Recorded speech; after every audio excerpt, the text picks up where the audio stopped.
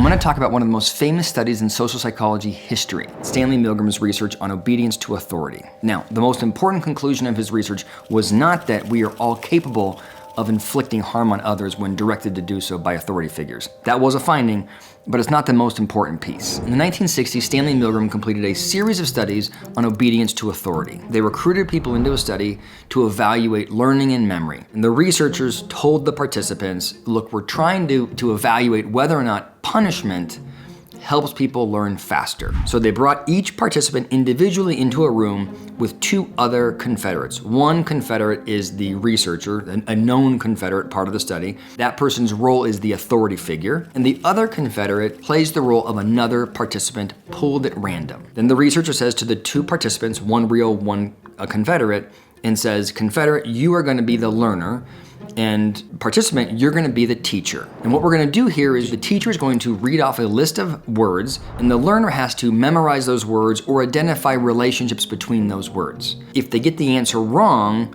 the teacher, the real participant, has to administer a shock. They then take the learner to the other room, but they allow the participant to see the learner get strapped to a machine with an electrode on their arm. While this is happening, the learner says, the confederate says, I just want you to know I have a heart condition. I think it's fine, but I do have a heart condition. Then they take the teacher, the participant, to the other room and put him in front of a large machine with a series of levers on it, all the way from 15 to 450 volts. Before they begin, the researcher says, let me give you a small shock so that you know that what it feels like to be shocked. If you're going to shock this person, it's only fair that you get a little bit of shock. Then the experiment begins. The teacher goes through and starts reading off words, and the learner keeps making mistakes. And the teacher has to give shocks, progressively stronger and stronger shocks. And when the shocks get closer to that kind of 75 volt level, they start screaming in the other room. And invariably, the participant giving the shocks turns to the researcher and says, hey, is that okay that that person's screaming over there? And the researcher or the authority figure says, yes, continue. And the participant keeps going through the experiment, giving progressively stronger shocks.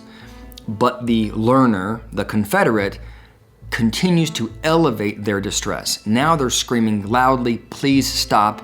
Oh my God, that's so painful. I need you to stop right now. And the teacher, participant, turns to the experimenter and goes, are we serious? Can we please stop this? I don't want to do this anymore. Let's discontinue. It's not worth it. And the authority figure says, I'm asking you to continue. If you stop, you're going to ruin the experiment. So they keep doing it, keep doing it, keep doing it, until at some point, the confederate in the other room, the learner, says, my heart is hurting. I want out of this. Stop it now. Let me out of here. Let me out of here. This creates great distress on the part of the teacher or the participant. And invariably, they turn to the researcher and they go, I don't want to do this anymore. But the authority figure says, do it. I'm asking you to do it. And then the participant eventually says to the researcher, you are responsible then. I don't want to do this anymore. If you're asking me to do it, you are responsible for whatever happens to that person in the other room. And the researcher or the authority figure says, yes, I take full accountability. And 66% of the participants went all the way through until the person in the other room became non-responsive. They kept giving shocks all the way up to 450 volts. As you can imagine, the outcome of this study, the idea that an average person would listen to an authority figure and shock somebody that they thought was dead with 450 volts was groundbreaking. But there's more than that. In a follow-up study, Milgram changed one variable, and that was he added extra participants in the room, all Confederates, but all asked to do the exact same thing. So when the participant was giving the shocks, he or she is looking around the room and seeing other people that are the teachers administering shocks. And when they saw other people doing what they were supposed to be doing, following authority, 95% of people continued to shock what they thought was a non-responsive person in the other room with 450 volts. It was an incredible finding, and you have to remember it came on the heels of the Holocaust. So when people in the United States were saying, oh, that's a European issue, that only happens in Germany, it could never happen here, Milgram showed, no, it could definitely happen anywhere. We are all responsive to authority, especially when other people that are like us, our peers, are listening. When we perceive that the group is doing something, we all want to follow authority.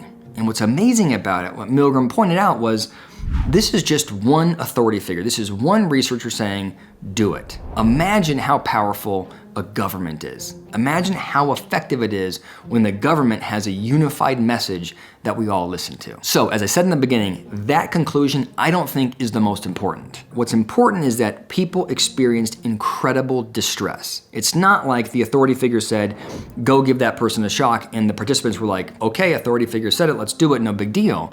They pleaded, they asked to stop, they screamed, they got angry, they got agitated, and then they asked the authority figure to take responsibility.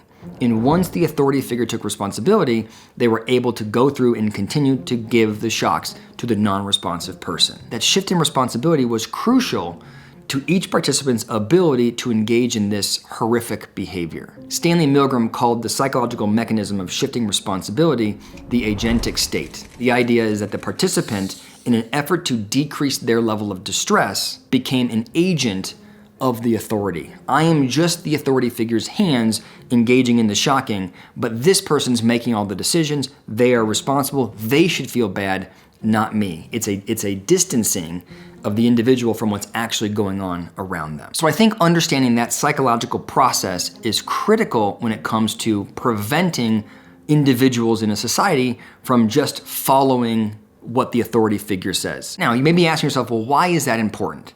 I think this experiment is important for two reasons. The first is we cannot allow ourselves to ever feel like we are just an instrument of somebody else. I don't care who the authority figure is, you should never tell yourself that it's their responsibility and I am just an agent. If you maintain responsibility, if you see yourself as the person that's making the decisions, you are much more likely to operate in alignment with your values. That's the first thing. The second thing is, Milgram was able to increase the percentage of people that engaged in the negative behavior from 66% when they were alone to 95% when they believed that they were part of a group. This tells us the power of groupthink. When we believe everybody else is doing it, we will do horrific things. So to stop ourselves from doing that, we have to make sure that we are not only operating within one group. We need to be pursuing different views and perspectives outside of that which we know. If those participants had seen somebody else walk out of the experiment, I guarantee you all of them would have also walked out of the experiment, but they weren't given exposure to somebody thinking differently. So as you can imagine, there's a lot here. It's a super important study. Please let me know what you think in the comments below. Thanks for listening.